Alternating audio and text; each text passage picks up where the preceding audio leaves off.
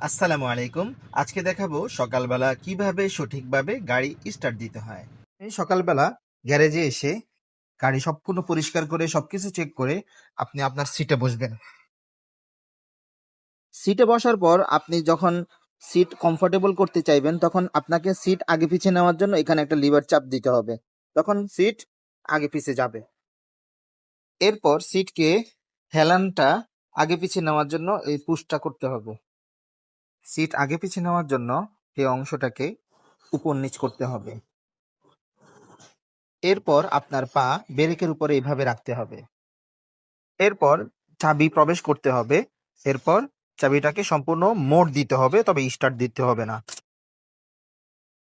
এরপর এখানে বাতি জ্বলে উঠবে। কয়েকটা বাতি জ্বলে রয়েছে, কয়েকটা বাতি নিভে গিয়েছে। বাতি নিভে যাওয়ার পর এরপর স্টার্ট করতে হবে। স্টার্ট দেওয়ার পর আপনার ড্যাশবোর্ড এরকম থাকলে আপনার গাড়িতে কোনো সমস্যা নেই। এইরকম ইনফরমেশন ভিডিও পেতে কার ব্লগার ইয়াসিন সাবস্ক্রাইব করে রাখুন। ধন্যবাদ।